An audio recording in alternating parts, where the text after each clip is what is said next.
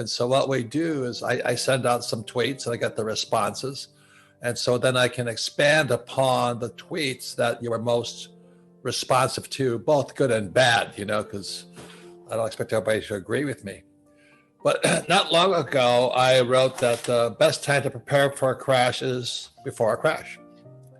And the biggest crash in world history is coming. That got a lot of news. What's the big news? The good news is the best time to get rich is during a crash. The bad news is the crash will be a long one, which is for me good news too. And get more gold, silver, and Bitcoin while you can. Take care. So that was my tweet. So I'll expand upon it now. And I appreciate you, giving us feedback for that. But there's something about being old that is good. And what I have is I've actually lived through history. And the funny thing that's happening right now, this is July 2021, and Robinhood is going public or something, some fake IPO and stuff like that, or a SPAC. And I'm just going, you got to be kidding me. Now, nothing wrong with Robinhood going crazy or a SPAC. So let me explain why.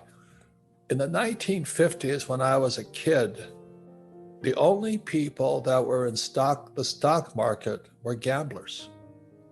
Back in the 1950s, people didn't live that long anyway. We didn't have these things called 401ks and all this. So I'll say it again, in the 50s, only gamblers were in the stock market. So if you said, oh, I made some money in the stock market, everybody says, oh, the guy's a gambler or a drug dealer or something. It was just not cool. But as some of you know, in 1971, the dollar came off the gold standard, but something else happened in the 70s. This is 1974, the 401k was started. And I call 401k the butt of the dog. That's where all the garbage comes out of.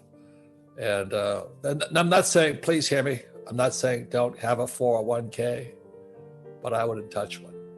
I don't touch used toilet paper. I don't like 401ks. Now you should. Now please I don't get me wrong, but the reason there's a Rich Dad company is I'm going to give you a couple of alternatives to your 401k, but you have to study. So I'll say it again, we go repeat it. In the 50s, nobody was in the stock market. Then what happened in they were in the bond market generally. If anybody was in anything, my mom and dad had their heads up their butts. They had no idea what was going on. And my rich dad was telling me to be an entrepreneur. He started businesses. So I had this kind of a cross education process going on. So in 74, the 401k comes out, and then all of a sudden everybody's getting forced into the stock market. And so you have 1971, Nixon takes the dollar off the gold standard, and then 74, they push all the rookies into the stock market. And so in 2021, all the millennials and all the hodlers and the gamblers and all this stuff, they're jumping onto the Robinhood app and GameStop and all this. I'm going, well, I guess that's what happens.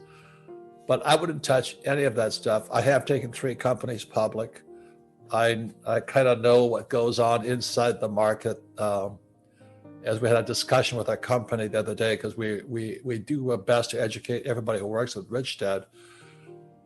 Long before a company goes through an IPO, initial public offering, the money's already been made. So people are hanging around hoping to get into the Robinhood IPO. Well, the rich have already exited. They've already made their money.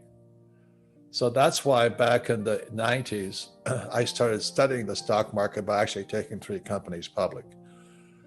So the first 3 companies I started, we went public on the Toronto Stock Exchange, but the first round investors came in at a penny.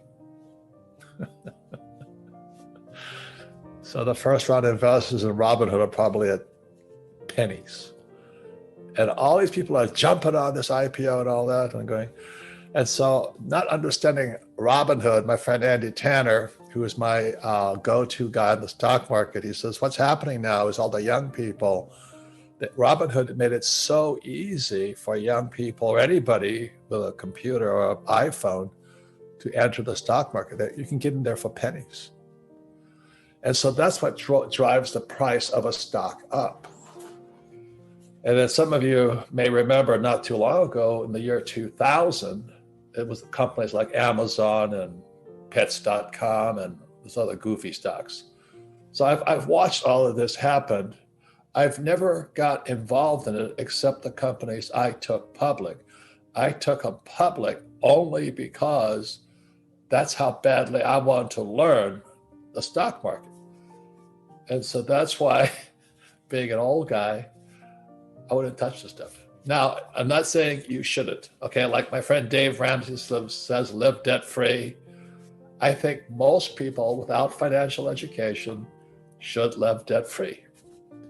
But what I do, and my friend Ken McElroy does, and Kim does, we borrow our butts off. Why do we borrow our butts off? Because in 1971, Nixon took the dollar off the gold standard. See, there's an advantage of getting older. So he took the dollar off the gold standard, and so 71, the US dollar became debt and taxes. And FYI, on August 15th, 2021 is the 50th anniversary of President Nixon taking the US dollar off the gold standard. And FYI, that's one of the most stupid things he could have done. Of course, Nixon wasn't the brightest match in the box. But anyway, he didn't know that was Lenin who said the best way to kill capitalism is to debauch the currency. So that's what Nixon did in 71. So on August 15th, 2021, we're going to have a special program with Kenny McElroy, my debt guy, and Tom Real, my tax guy, because what happened in 1971, the US dollar became debt and taxes.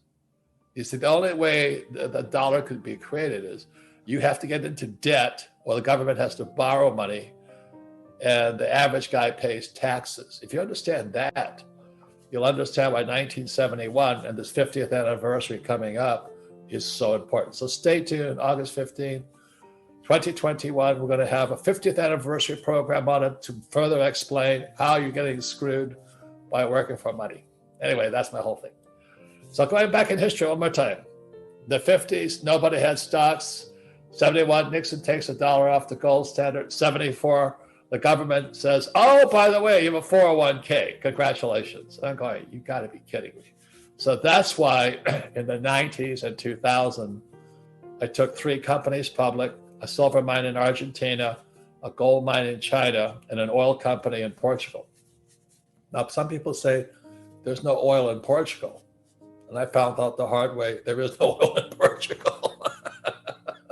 But I think the funny thing is I hate to say this, but we thought there might be, and all of the guys who wanted to get in on the IPO, like the Robinhood IPO, they're coming in at first round at pennies. So a penny would buy you a share of my company. And the object was to take it public at $2. That's how money is made. So this Robinhood thing that's coming in right now in 2021, the money's already been made.